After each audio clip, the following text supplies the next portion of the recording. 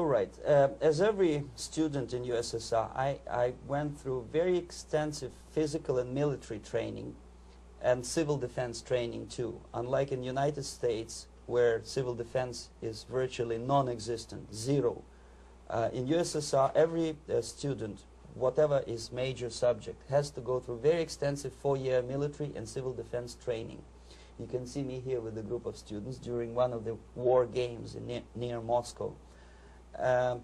The main idea, of course, is to prepare a huge reserve army of the USSR.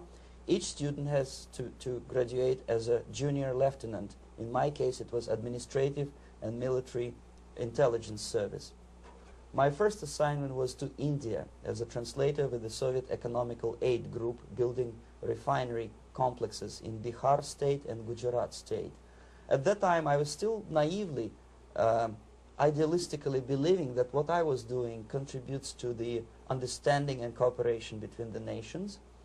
It took me quite a number of years to realize that what we were bringing to India was a new type of colonialism, 1,000 times more oppressive and exploitative than any colonialism or imperialism in history of mankind. But at that time I was still hoping that, well, maybe it's not that bad, could be worse, and things may go for better. And I even tried to implement the beautiful Marxist motto, proletarians of all the countries unite. I tried to unite with a nice Indian girl, and I was fascinated by Indian culture, by the family life in this country. But obviously Communist Party had different plans for my genes, so I had to marry this beautiful Russian girl. In the span of my career, I married 3 times. Most of these marriages were marriages of convenience on advice from the Department of Personnel. This is normal practice in USSR. When a Soviet citizen is assigned to a foreign job, he has to be married, either to keep family in USSR as hostages, or, if it's a convenience marriage like mine, so that the husband and wife are virtually informers on each other to prevent defection or contamination by decadent imperialist or capitalist ideas. In my case, I hated that girl so much that the moment I landed in Moscow, we were divorced, and I married later, second time.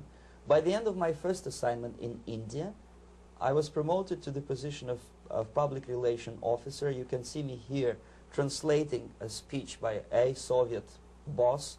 And you're on the right. I'm on the right here, yes. And it was, the occasion was commissioning of the refinery complex in Bihar, Barauni.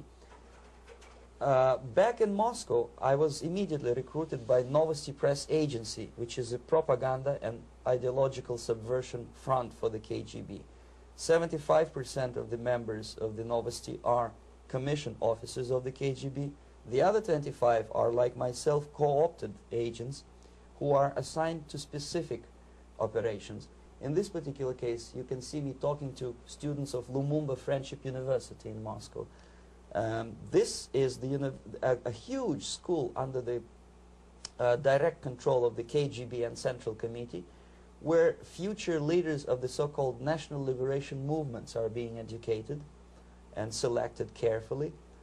And some of them have absolutely, this, for example, is a group of students from Lumumba. They don't look like students at all. They look more like military, and that's exactly what they were. They were dispatched back to their countries to be leaders of the so-called national liberation movements, or to be translated into normal human language, leaders of international terrorist groups.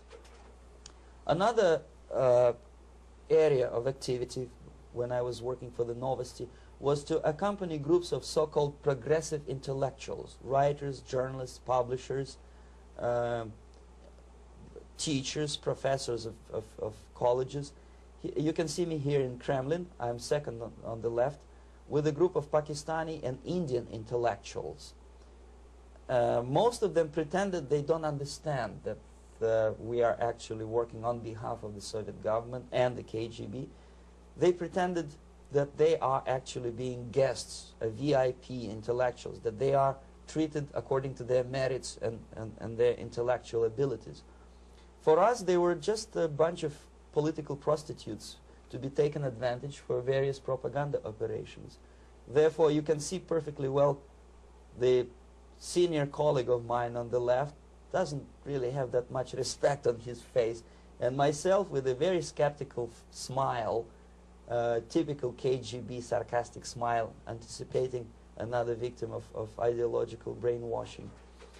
This is how a typical conference in Novosti headquarters in Moscow looked like.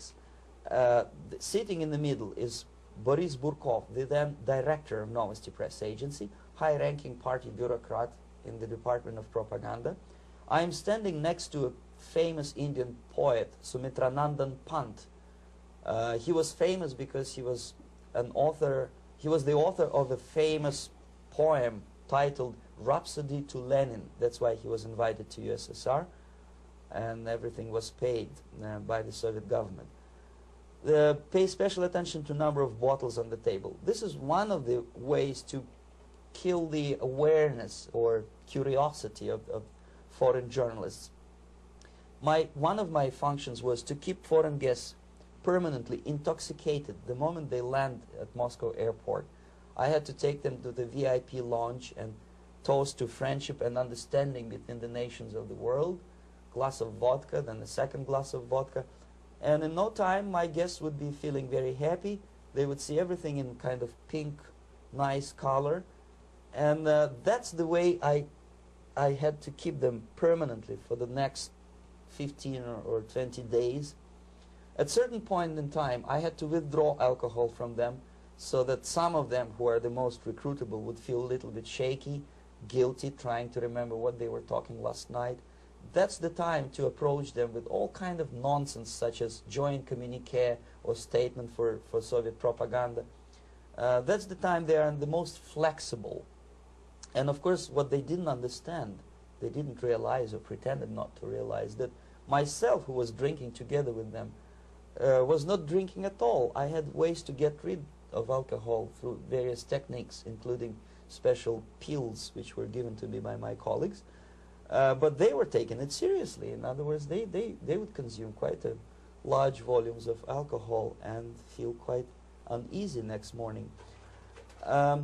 In 1967, the KGB attached me to this magazine, Look magazine.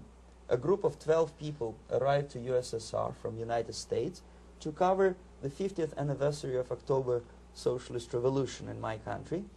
From the first page to the last page, it was a package of lies, propaganda cliché, which were presented to American readers as opinions and deductions of American journalists. Nothing could be far from truth. These were not opinions. They were not opinions at all. They were the clichés which the Soviet propaganda wants American public to think that they think. If it does make any sense at all. It sure does, because from the viewpoint of the Soviet propaganda, although there are some subtle criticisms of the Soviet system, the basic message is that Russia today is a nice, functioning, efficient system supported by majority of population. That's the biggest lie. And of course, American intellectuals and journalists from Look magazine elaborated on that untruth in various different ways. They intellectualized that lie. They found all kinds of justifications for telling lies to American public. Excuse me, it was partly your job to make sure that they got these ideas, yes, and accepted them as their own ideas. Right.